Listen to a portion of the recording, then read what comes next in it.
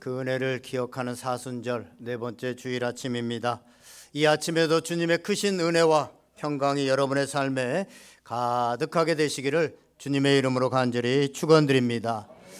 바울은 인생에서 복음을 알게 되어지고 복음을 깨닫게 된 후에 자신의 인생 전부를 거기에 바쳐도 후회가 없겠다라는 생각을 하게 되었고, 실제로 자신의 인생 전부를 복음에 내거는 복음을 위해서 사는 그런 삶을 살아가게 되어집니다. 그 이유가 뭐냐? 오늘 16절에, 지난주에도 보셨지만 16절에 보면 복음은 모든 믿는 자에게 구원을 주시는 하나님의 능력이 되기 때문에 그렇습니다. 오직 복음 외에는 우리가 구원 얻을 길이, 구원 얻을 방법이 전혀 없기 때문에 그 복음에 우리의 인생을 전부를 걸어도 후회가 없겠다라고 생각하고 그 복음에 인생을 건 겁니다. 이제 오늘 본문은 그 복음이 구체적으로 어떤 것이냐, 본론을 얘기하면서 먼저 하나님의 진노를 불러오는 죄에 대해서, 그 죄의 문제에 대해서 얘기를 하는데, 그 죄가 뭐냐? 하나님이 없다, 안 계신다라고 하는 죄입니다. 우리 19절 말씀 다 같이 한번 읽어보겠습니다. 19절 말씀 시작.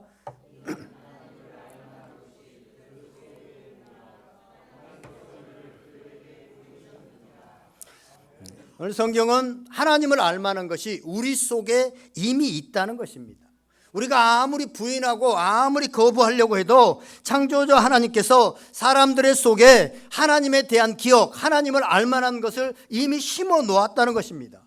많은 사람들이 그런 게 어디 있냐고, 하나님이 어디 있냐고, 아니 우리도 우리 속에 하나님이 어떻게 하나님을 기억할 만한 것이 있냐고 그렇게 부인하지만, 실제로 하나님께서는 사람들의 내면에 하나님에 대한 그리움, 하나님에 대한 갈망, 하나님에 대한 기억들을 넣어두셨다는 것입니다.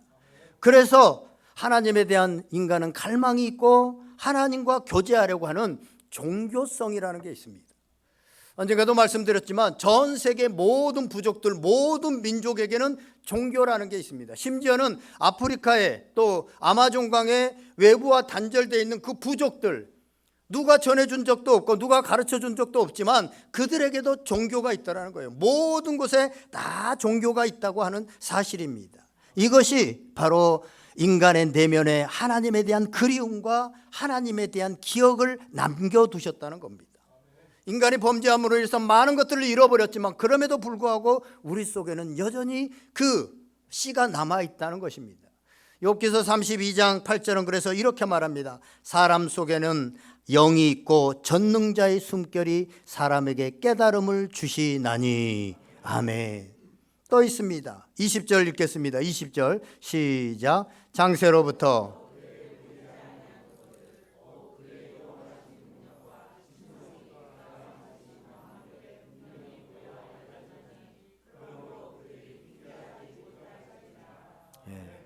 또 온 자연 만물 가운데 하나님을 알만한 것을 다 두셨다는 것입니다. 그래서 그냥 순수하게 동물이나 식물이나 하나님의 만드신 그 만물들을 바라보고 있으면 정말 하나님이 살아계시는구나, 창조주 하나님이 계시는구나 라고 하는 것을 깨닫게 되어집니다. 이제 곧 봄이 오고 있는데 참 봄은 좋은 계절이잖아요. 봄에 온통 꽃이 핍니다.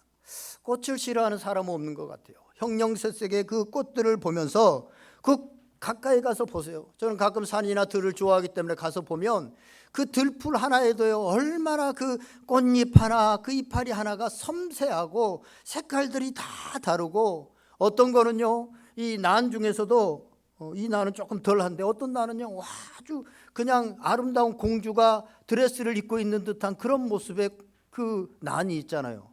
아세요? 그 난을 뭐라고 그러더라? 제주도에 가니까 있던데. 어쨌든 그런 난이 있잖아요. 이걸 보면서 어떻게 이게 그냥 생겨졌나 이렇게 생각할 거예요. 가끔요 그 수족관 같은 데 가면 이렇게 물고기들이 막 있잖아요. 물고기들이 있는데 막 물고기들이 빨갛고 파랗고, 그 수족관에만 있는 게 아니라 제가 대학 때 그 파푸아뉴기니아 바닷가에 들어갔는데 그때는 열대 바다를 처음 들어가 봤거든요. 그러니까 우리는 뭐 그런 파랗고 빨갛고 옛날에는 금붕어 이런 것도 많지 않았던 때인데, 그 물속에 물안경을 끼고 들어갔더니 열대, 거기는 산호초 위에 막 파랗고 빨갛고 막 이런 물고기들이 왜 그렇게 많아요? 근데 수족관에 가서 제가 하나님이 참 짓궂으시고 장난기가 좀 하나님은 있으시다 이런 생각이 든 게요. 해마 아세요? 해마. 이렇게 조그맣게 생겨갖고 해마. 여기 이렇게 다니잖아요. 이걸 보면서 야, 하나님이 참 이렇게 좀 장난기가 많으신 것 같아요. 모양새도 그렇고 이렇게 다니는 것도 그렇고 이렇게 쓴 것도 아니고 누운 것도 아니고 막 그렇게 다니는 걸 보면서 야, 이런 것들을 보면서 우리 하나님이 계시다는 것을 느낄 수밖에 없습니다. 언젠가 제가 유튜브 사진을 통해서 현미경으로 본 파리의 눈을 확대해서 찍은 사진이 파리의 눈을 현미경으로 확대해가지고 사진을 찍었는데 저거더라고요. 보세요. 저게 파리의 눈입니다. 우리 눈에는 안 보이는데 저걸 파리 눈을 확대시키면 저렇게 보여요. 우리가 더럽다고 생각하는 파리의 모기의 다리는요 더 예술적이에요. 현미경으로 보면 저렇게 아름답고 저렇게 섬세한 예술작품, 저게 어떻게 그냥 생길 수 있냐고. 눈 하나를 만드는데도, 우리가 보지도 못하는 그 눈을 만드는데도 그 안에 저렇게 아름다운 형형색색을 만들어 놓은 것은 탁월하신 창조주 하나님의 손길일 수밖에 없는 걸 그냥 자연스럽게 보면 다 느낄 수 있다는 거예요. 또 이 어마어마한 자연 만물, 아름다운 질서가 그냥 우연히 생겨졌다. 이 질서, 봄이 되면 꽃이 피고 다 죽어 있었던 생물 같은 것들이 아무것도 들력이 없었던 것 같은데 막 쑥쑥쑥쑥 올라오고, 지난주에 냉이를 캐서 냉이국을 끓여 먹었다는 거 아니에요. 우리 아내가 금요일이 생일이었는데 주일에 여러분들이 해주셔서 감사했고, 미역국을 안 끓여주고 갑자기 그 전날 따뜻해져 가지고, 제가 선교사님한테 들은 얘기인데 5도 이상이 9일 이상이 지나가야 그때부터 봄이래요. 안 떨어지고. 그래서 그저께인가부터, 목요일인가 금요일부터, 그때부터 봄이래요. 정식적으로. 그래서 그 봄에 또 제 아내가 봄이면 또 이게 마음이 싱숭싱숭해져 가지고 들녘으로 막 나가죠. 저 밭을 막 파야 될 것 같은 그런 느낌을 막 드나 봐요. 올해는 제발 파지 마라 이러는데 막 파야 될 것 같은 느낌을 막 받나 봐. 그러더니 그건 안 파고 가서 냉이를 캐가지고 냉이국을 끓여줬는데 산삼보약보다 더 맛있는 냉이. 이런 것이 그냥 봄 되면 자연 속으로 알아서 올라와요. 그렇죠? 이런 것들을 볼 때, 이런 창조 세계를 볼 때 하나님을 알 수 있는 것을 이 단서들을 다 숨겨놨어요. 사람은 그래서 누구나 하나님이 계시고 이 창조하신 분이 계시다라고 하는 것을 알게 되어요. 그런데 이처럼 알만한 것을 사람 속에도, 자연 만물 속에도, 그 질서 속에도 하나님께서 다 두셨는데, 하나님을 믿지 않고 하나님이 없다 하는 사람들이 의외로 많습니다. 의외로 많아요. 왜 그런가? 21절 말씀 다 같이 한번 읽어보겠습니다. 21절 시작.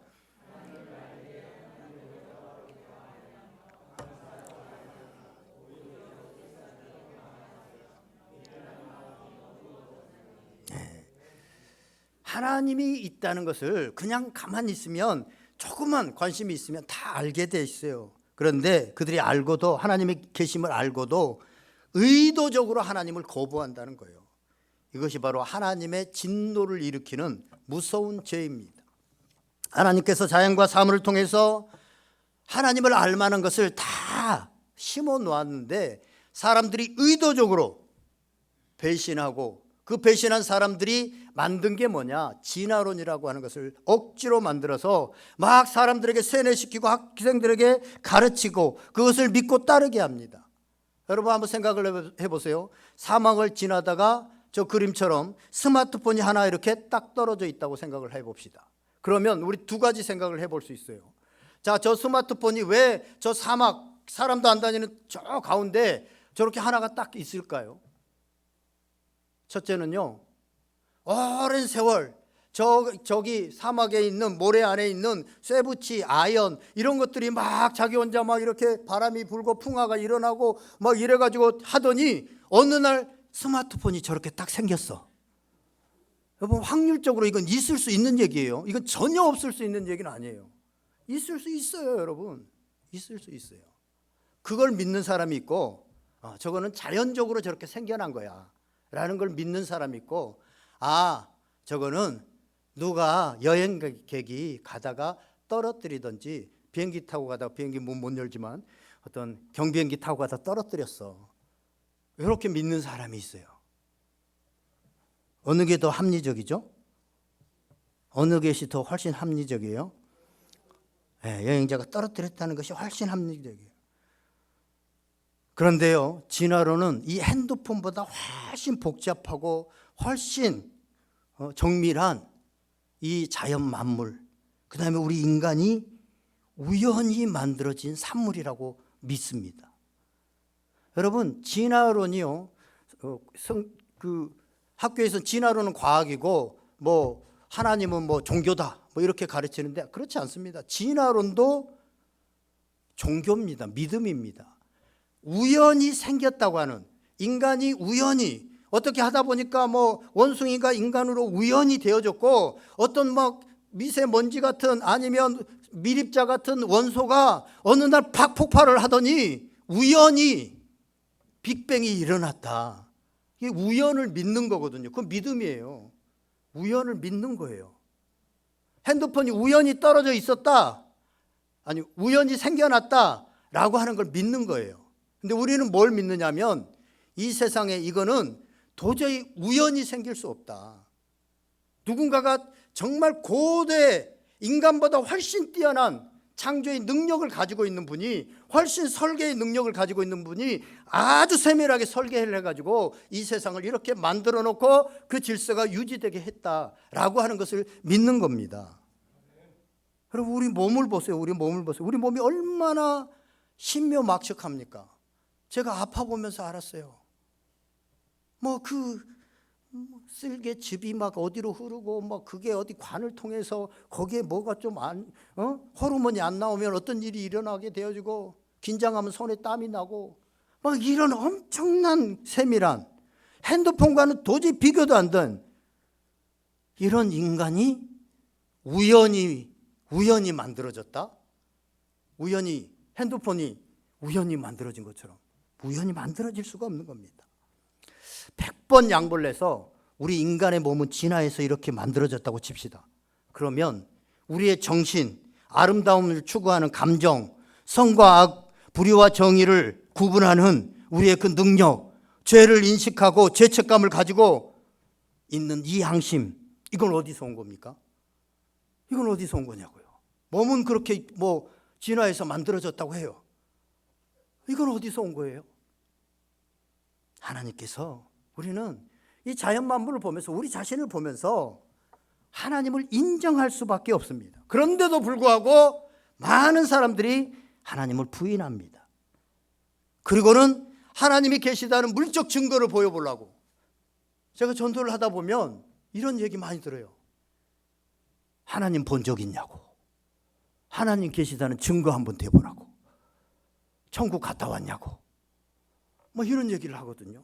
여러분, 그런데 사람은 그런 존재가 아닙니다. 사람은 증거를 갖다 댄다고 믿는 존재가 아니라 자기가 믿고 싶은 것을 믿고 싶지 않는 것을 믿지 않는 존재가 사람이에요. 언젠가 저희 성도님 중에 제가 어떤 말을 했다고 해서 좀 화가 나가셔가지고 저를 찾아오셨더라고요.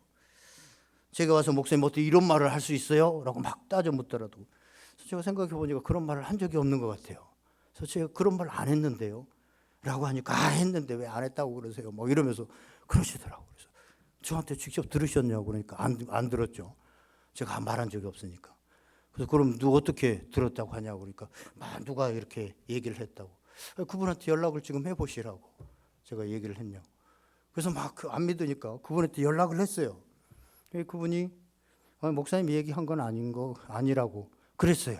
제가 옆에서도 들었거든요. 그러니까 그분이 이제 목사님 말하지 않으셨군요. 믿었을까요? 뭐라고 하냐면, 목사님 옆에 계신 것 같아서 말을 못한다고. 결국은 안 믿으셨어요. 제가 그분을 뭐라고 하는 것이 아니라, 사람은 그렇다고요. 저 자신도 그렇다고요. 사람은 누구나 자신이 믿고 싶어하는 그 내용을 붙들고 가는 것이지, 물증이나 증거나 환경이 그것을 바꾸지 못한다고요. 예수님도 마찬가지입니다. 요한복음 12장 37절에 보면 이렇게 말합니다. 이렇게 많은 표적을 그들 앞에서 행하셨으나 그를 믿지 아니하니. 예수님이 이 땅에 살아계시는 동안 엄청난 많은 증거와 엄청난 많은 기적을 베푸셨습니다. 도저히 사람이 행할 수 없는 많은 기적들, 하나님만이 하실 수 있는 일을 행하셨습니다. 그러면서 나를 본 자는 아버지를 봤다, 내가 아버지다 라고 하는 것을 말씀하셨습니다. 그렇게 많은 기적을 보고 많은 말씀을 들은 그들이 예수님이 하나님이시라고 믿었을까요? 아니요. 대부분 믿지 않았습니다.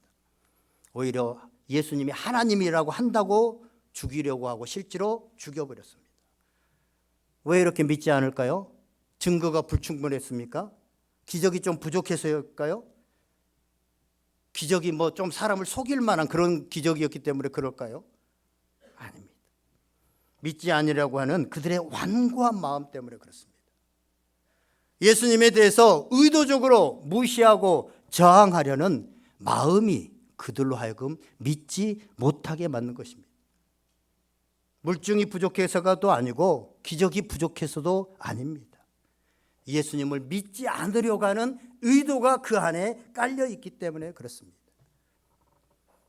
이처럼 하나님께서 우리의 양심과 자연 만물과 이 온통 우주 만물의 질서를 통해서 하나님에 대해서 보여주시고 하나님이 나타나 보이시는데 믿지 않으려고 하기 때문에, 마음에 그런 의도가 있기 때문에 믿지 않아지는 거예요. 그 사람들은 어떤 마음이 그 의도 속에 밑에 깔려 있는 줄 아세요? 하나님이 안 계셨으면 좋겠다 라고 하는 전제가 이미 깔려 있는 거예요. 왜 사람들은 하나님이 안 계셨으면 좋겠다 라고 하는 생각을 가질까요? 영국에서요, 실제로 하나님이 없다고 하는, 영국이 한참 기독교 국가였다가 그것에 막 반박하는 사람들이 일어났어요. 그러면서 무신론자들이, 하나님이 없다고 하는 무신론자들이 막 득세하면서 돈을 내가지고 런던 시내버스에다가 광고를 붙였어요. 저러고 붙였어요. No God, 하나님이 없다. 하나님이 없으니 염려하지 말고 내 인생을 즐겨라 라고 하는 문구를 붙이고 다녔어요. 이 광고를 한번 여러분 생각해 보세요. 하나님이 없으면 인생을 즐길 수 있습니까? 하나님이 없으니 인생을 즐기래요. 하나님이 없어서 즐길 수 있는 인생의 것이 뭡니까? 하나님이 안 계시니까 염려하지 말고 인생을 즐기라고 하는데 무엇을 즐기라고 하는 겁니까? 그럼 하나님이 없으면 즐길 수 있는 여러분의 인생이 뭐 어떤 거예요? 사실 하나님이 계셔서 우리 인생은 즐길 수 있는 거예요. 근데 하나님이 없어야만 즐길 수 있는 거는 딱 한 가지예요. 뭐예요? 죄. 죄는 하나님이 있으면 절대로 즐길 수 없어요. 그러니까 하나님이 없어져야 되는 거예요. 없어야만 되는 거예요. 그게 인생이, 이 무신론자들, 하나님을 없다고 하는 사람들의 저 밑바닥에는 깔려 있는 거예요. 하나님이 계시면 도무지 할 수 없는 일, 그것이 바로 죄입니다. 하나님이 안 계시니 염려하지 말라는 것은 무엇을 염려하지 말라는 거예요? 심판받을 염려하지 말라는 거예요. 그렇죠? 심판받을 염려하지 말라는 것입니다. 그러니까 하나님이 없다고 하는 무신론의 전제는 결국은 자기 마음대로 하고 싶은 거예요. 자기 뜻대로 하고 싶고 내 마음대로 하고 싶은 거예요. 누구의 통제도 받고 싶지 않는 거예요. 그것이 나를 창조하신 내 삶의 주인인 하나님이실지라도 그것을 받고 싶지 않는 그 전제가 깔려 있기 때문에, 그 눈으로 바라보기 때문에, 그 마음에 가득하기 때문에 하나님이 없다 합니다. 그러나 하나님께서 오늘 분명하게 성경에서 말합니다. 핑계하지 못한다. 너희들이 마지막 날에 저 하나님 몰랐는데요, 핑계하지 못하겠다라고 그렇게 말씀하고 있는 것입니다. 지금 북한 당국에요, 자기들의 체제가 지금 우월하다고 생각할까요? 안 할까요? 그 당국자들, 위에 있는 최고 지도자들 할까요? 안 할까요? 제가 생각하기에는요, 북한의 최고 지도자층에서는 자기들의 체제가 문제가 굉장히 많다는 것을 다 압니다. 실제로 황장엽 씨가 그 체제를 이렇게 조직화한 사람이 황장엽 씨잖아요. 그분이 내려와 가지고 문제가 많다라고 하는 것을 이미 인정했어요. 그런데도 계속적으로 지도자층에서는 자기들의 체계가 우월하다, 나만이 뭐 잘못됐다, 뭐 계속 주장하고 그렇게 하고 있습니다. 왜 그렇습니까? 자기들의 기득권을 유지하고 정권을 유지하는 목적으로 거짓 선전을 하고 있는 거죠. 진리가 아닙니다. 진리를 알고 있으면서도 진리를 덮고 다른 것을 얘기하고 있는 거죠. 우리나라 정치인들이 좀처럼 신뢰를 하기가 어려운 이유가 뭡니까? 어떤 사안이든지 사안이 발생하면 사안은 하나예요. 그런데 반드시 갈라져요. 그렇죠?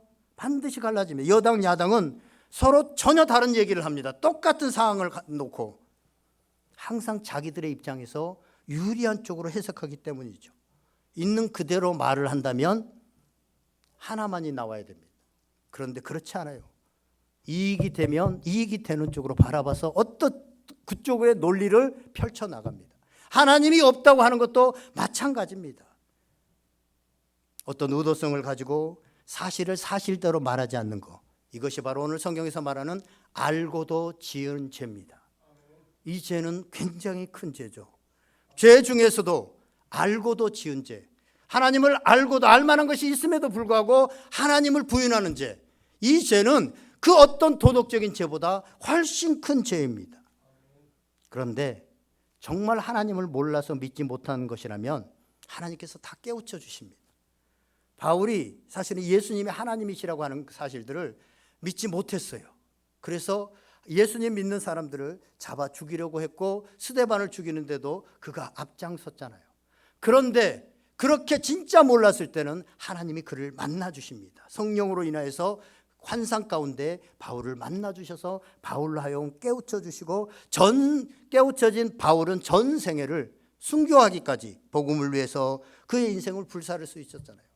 이처럼 정말 하나님을 몰라서 하나님을 믿지 않고 부인한다면 하나님께서는 언제든지 하나님을 만들 수 있는 길을 마련해 두었습니다. 그런데 알고도 부인하면, 마음을 닫고 의도적으로 부인하면 방법이 없습니다. 왜냐하면 하나님께서 인간을 만드실 때 인간의 마음을 마음대로 조종하지 않으시기로, 로봇으로 만들지 않으시기로 작정하셨거든요. 그걸 뒤엎는 거거든요. 그러니까 인간의 마음이 하나님을 거부하게 되어지면, 충분히 알 수 있음에도 불구하고 부인하고 거부하게 되어지면 어쩔 수 없는 겁니다. 그리고 그 죄는, 알고도 지은 죄는 너무나도 무섭습니다. 하나님을 믿지 않는 사람들, 그 사람들은 실제로 증거가 부족하기 때문이 아니라 마음에 문제가 생겼다라고 하는 사실입니다. 그러면서 본인들이 지혜롭다라고 하는데 성경은 정말로 어리석은 자들이다라고 얘기를 합니다. 22절, 23절 말씀 다 같이 한번 읽어보겠습니다. 시작.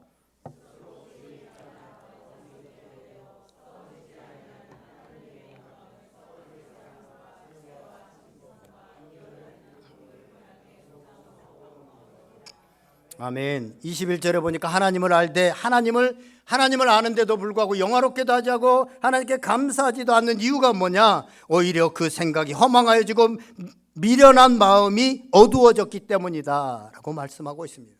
생각이 허망해지고 마음이 미련해져서 마음으로 밀어내고 있기 때문에 그렇다는 겁니다. 왜 그렇게 되었느냐? 고린도후서 4장 4절은 이렇게 말합니다. 그중에 이 세상의 신이 믿지 아니하는 자들의 마음을 혼미하게 하여 그리스도의 영광의 복음의 광채가 비치지 못하게 하미니 그리스도는 하나님의 형상이니라. 아멘.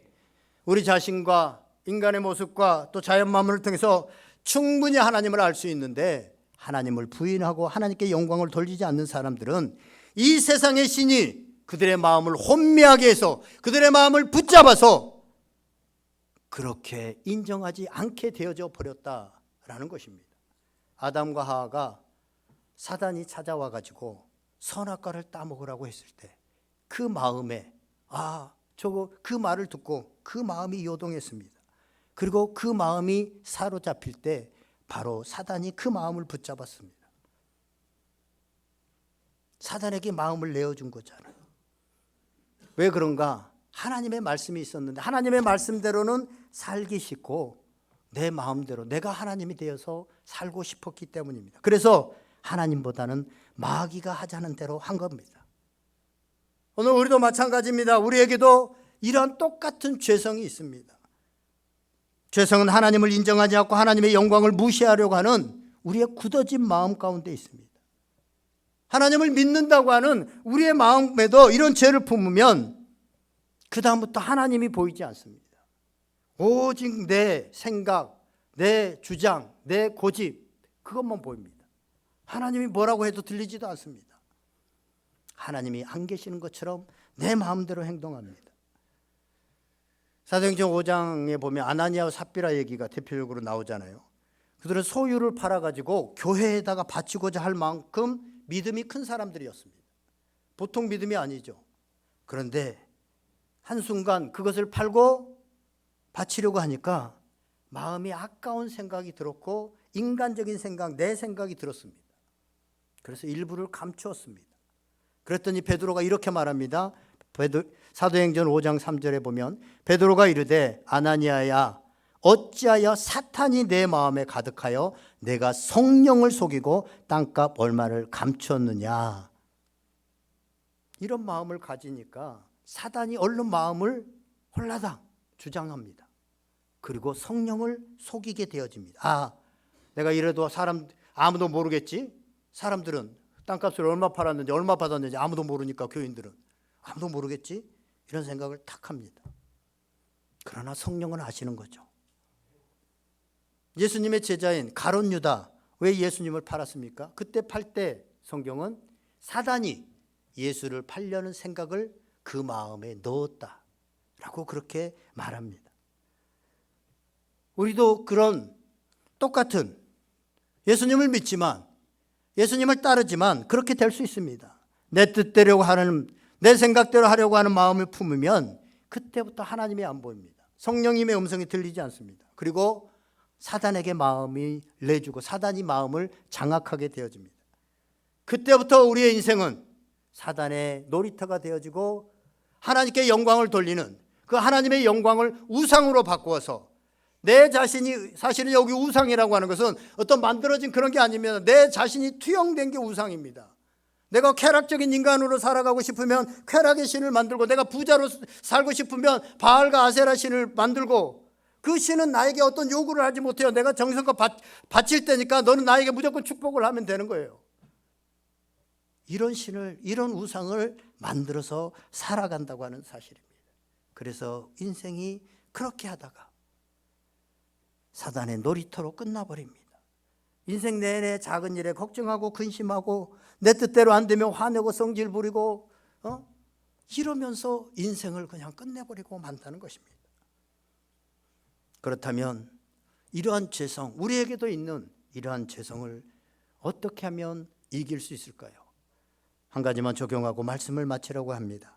데살로니가전서 5장 21절을 보면 이런 말씀이 있습니다. 범사에 헤아려 좋은 것을 취하고. 우리 안에 있는 성령님께서 역사하실 때 우리가 좋은 것을 알게 하시고 좋은 것에 반응하도록 하십니다. 그렇게 만드십니다. 그런데 거기에 순종하면 됩니다. 우리는 이미 압니다. 이게 죄인지 아닌지도 알고 이렇게 해야 되는지 아닌지도 압니다. 그런데 내 고집, 내 성질, 내 뜻 이런 것이 있기 때문에 아닌 쪽을 선택합니다. 그러나 범사에 헤아려 좋은 것, 성령이 하시는 말씀 여기에 순종을 하면 됩니다.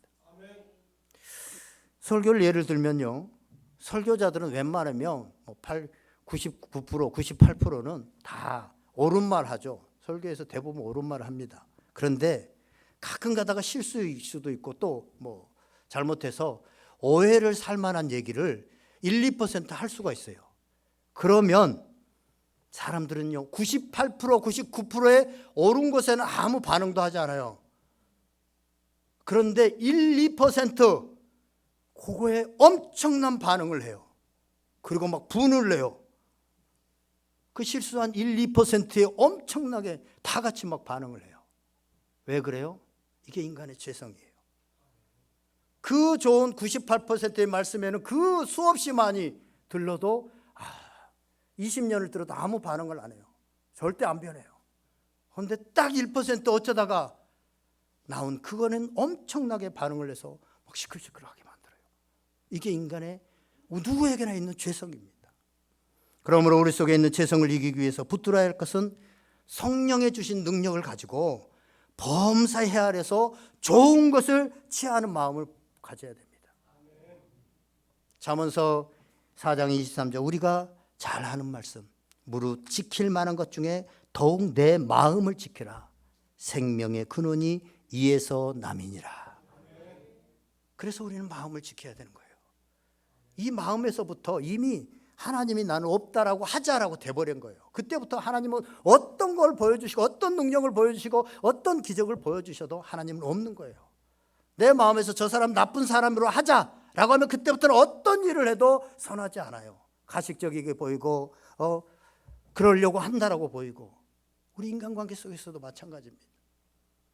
사랑하는 여러분, 이 사순절에 이미 알고 있으면서도 고의적으로 하나님께 저항하고 있는 것이 있다면 그 마음을 꺾어버리고 예수님처럼 자신이 원하지 않는 십자가라도 하나님께 순종하는 아름다운 마음의 소유자들, 그래서 여러분을 통해서 하나님의 영광이 드러나고 하나님의 풍성함들이 경험되어지는 그런 복된 인생들이 다 되어지기를 주님의 이름으로 간절히 축원드립니다. 기도하겠습니다. 오늘 말씀 생각하면서 한번 기도하겠습니다. 왜 하나님이 없다고 하는가? 우리의 마음을 점검해 봐야 됩니다. 성령 하나님께서 여러분들의 마음 가운데 오늘 들려주신 그 음성들, 여러분의 마음에 있는 것들 이 시간에 주님 앞에 내려놓고 결단하면서 하나님, 내가 정말로 하나님의 영광을 위해서 살아가길 원합니다. 우리 다 같이 한번 간절히 기도하겠습니다. 다 같이 기도하겠습니다. 참 좋으신 하나님 아버지 감사합니다.